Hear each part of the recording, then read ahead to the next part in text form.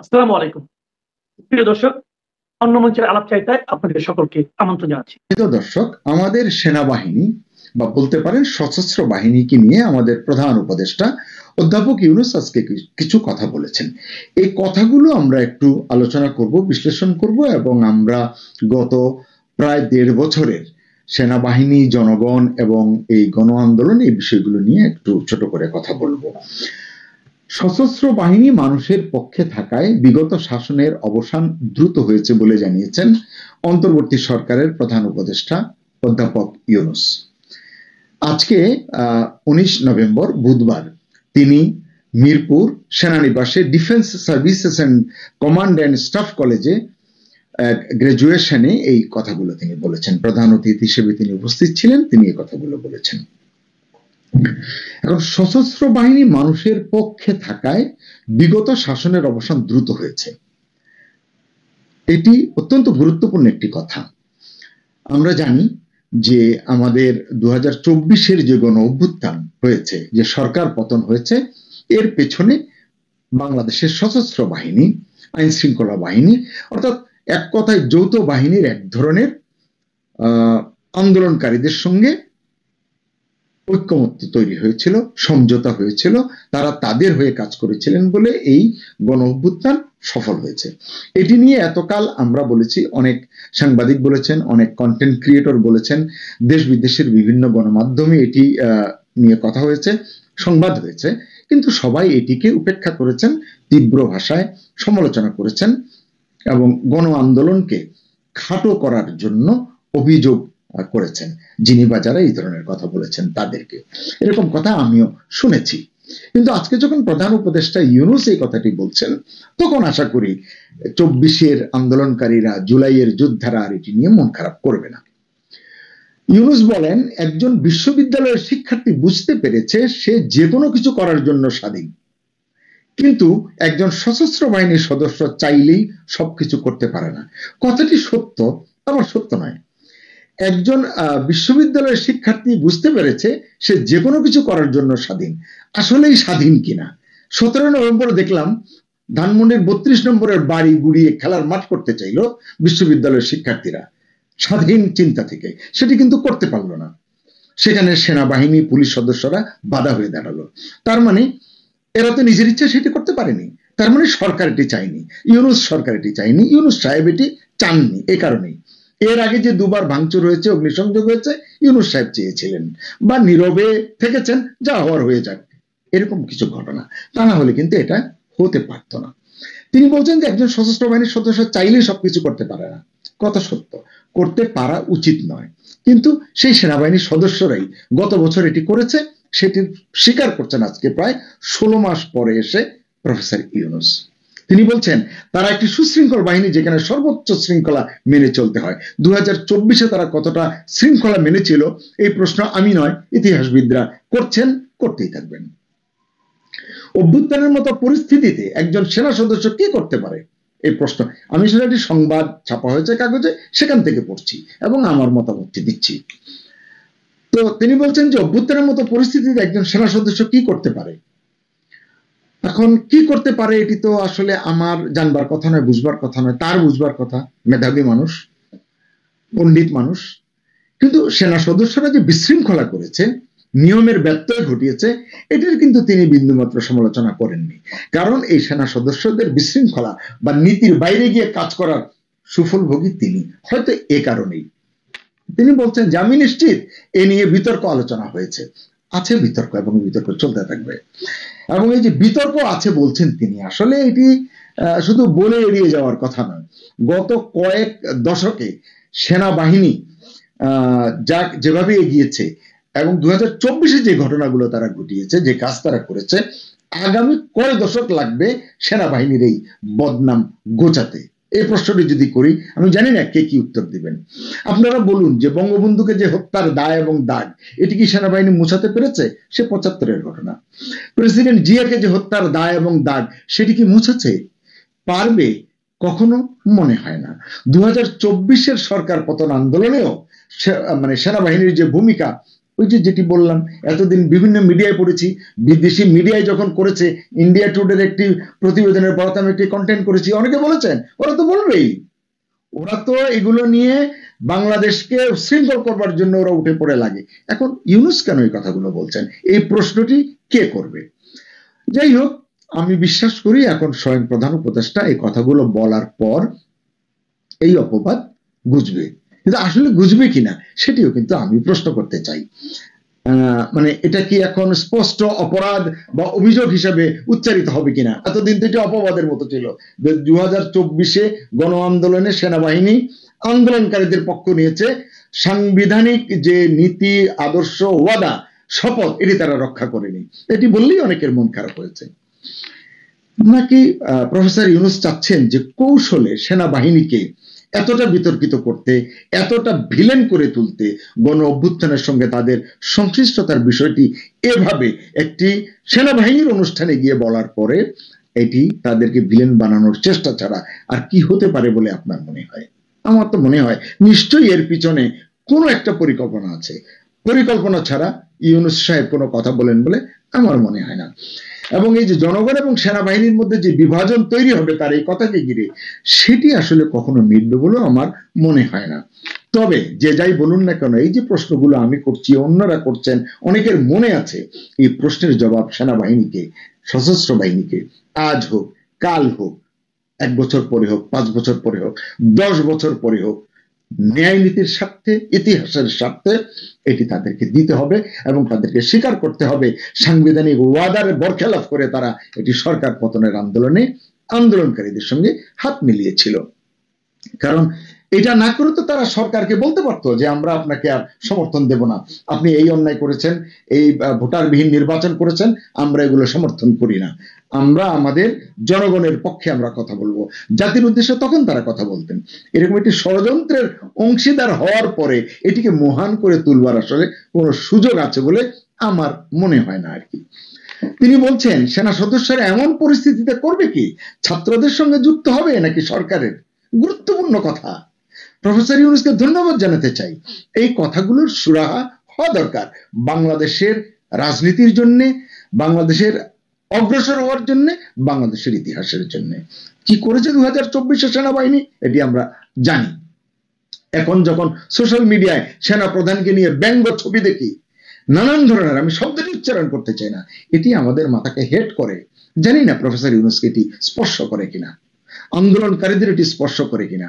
আন্দোলনকারীরা এটি বোঝে বলেই তো আমার মনে হয় না, তারা এটি স্বীকার করে বলেও আমি বিশ্বাস করতে চাই না। তাদের আচরণে, তাদের বক্তৃতায়, তাদের বডি ল্যাঙ্গুয়েজে আমি এটা বিশ্বাস করি না।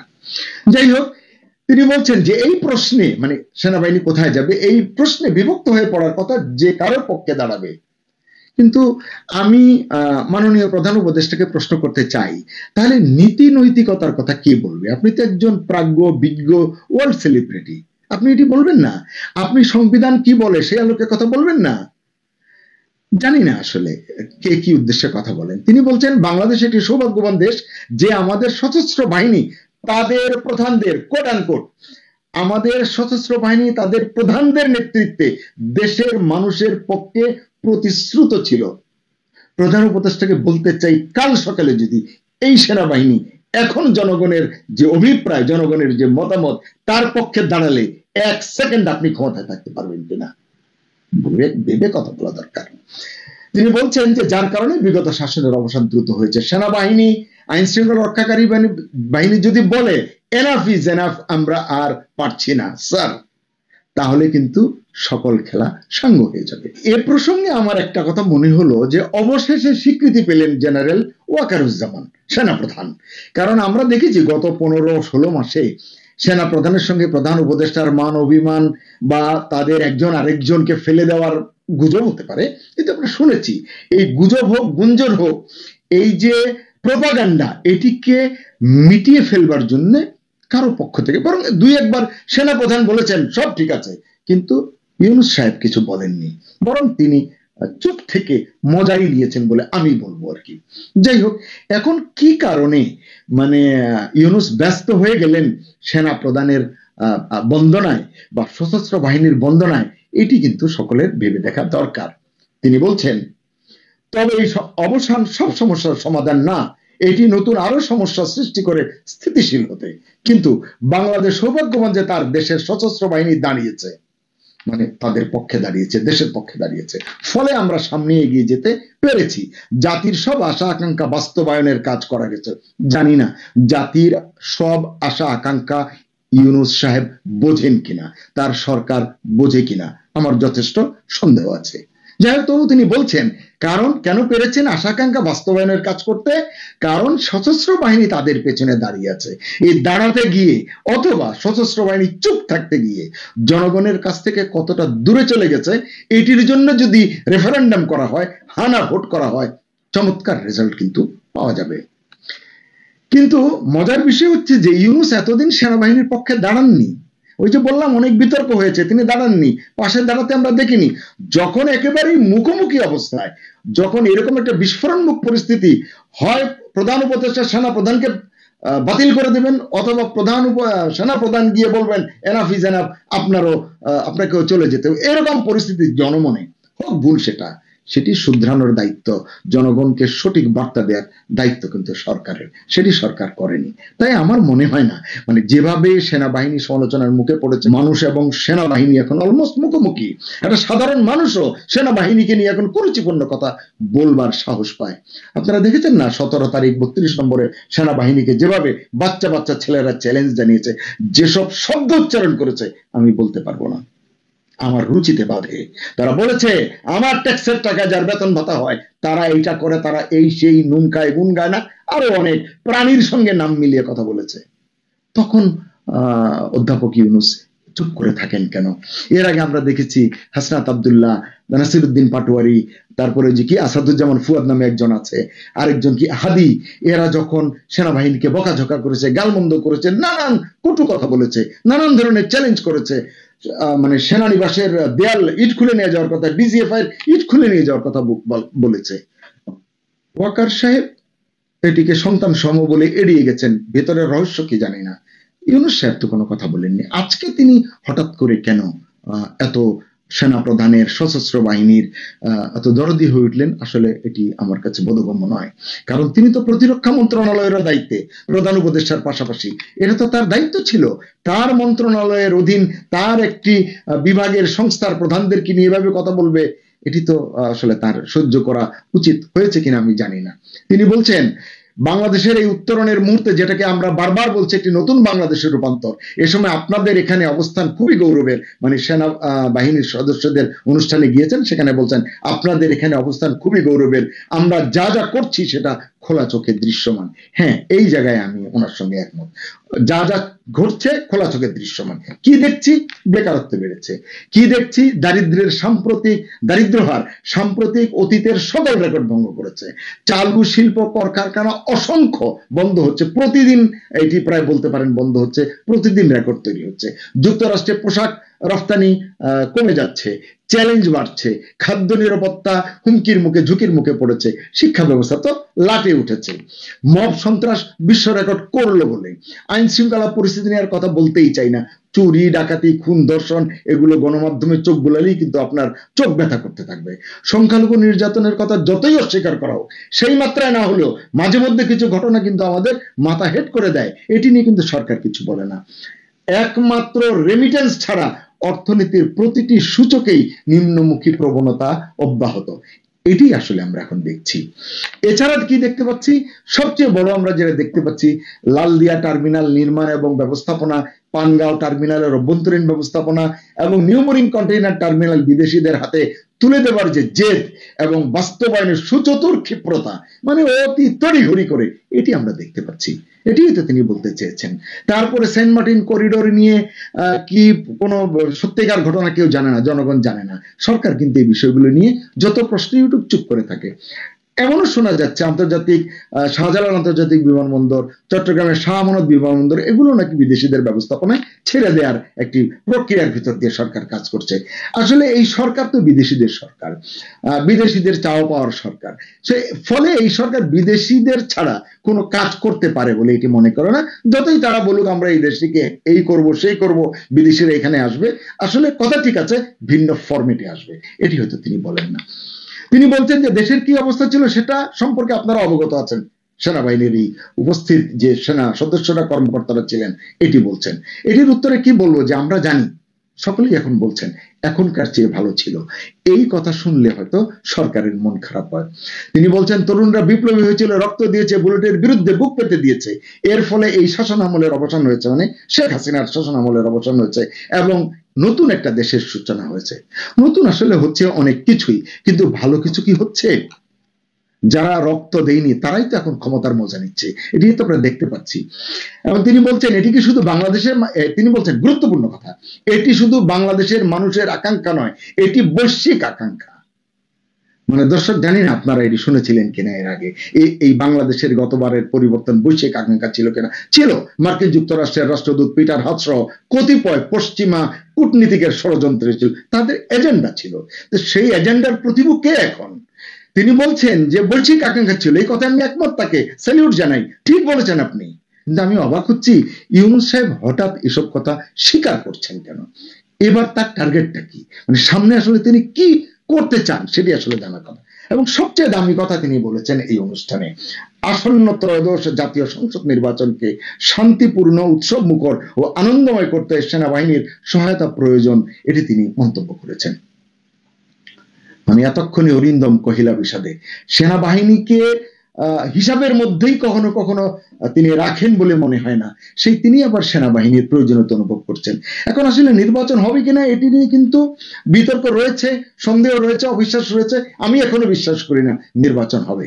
আর সর্বোপরি 17 নভেম্বর শেখ হাসিনার বিরুদ্ধে ট্রাইব্যুনাল থেকে মৃত্যুদণ্ডের রায় ঘোষণার পরে তার পুত্র সজীব ওয়াজেদ জয় ইন্টারন্যাশনাল মিডিয়াতে সাক্ষাৎকার দিতে গিয়ে তিনি বলেছেন যে আমরা এটি মানি না, এটি প্রতিশোধের ইচ্ছা থেকে করা হয়েছে এবং আমরা আওয়ামী লীগকে যদি আওয়ামী লীগের নিষিদ্ধ ঘোষণা যদি প্রত্যাহার করা না হয় আমরা নির্বাচন প্রতিহত করব।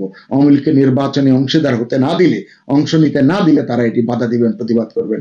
তা আমি তো দেখছি প্রফেসর ইউনূসের সামনে বা ওনার মুখে জবাবটা তৈরি হয়ে আছে, নির্বাচন দেবেন না, বলবেন যে না ওই আওয়ামী লীগ এবং তার দোসররা, পতিত স্বৈরাচাররা, পতিত অমুকরা, তাদের ভাষায় এগুলো বলবেন যে তাদের কারণে আসলে নির্বাচনটি করতে পারিনি বা করছি না। আসলে নির্বাচনটি তিনি করবেন না, নির্বাচন করবার কোন চিন্তা তার মনের মধ্যে আছে বলে আমি অন্তত বিশ্বাস করি না। দর্শক, এটি ছোট্ট সংবাদ, কিন্তু অনেক কথাই বললাম, কারণ এই কথাগুলো আমাদের দৈনন্দিন জীবনের জন্য বড় প্রশ্ন হয়ে দাঁড়িয়েছে। এই কারণে কথাগুলো বললাম, ভুল ভ্রান্তি হলে ক্ষমা করবেন।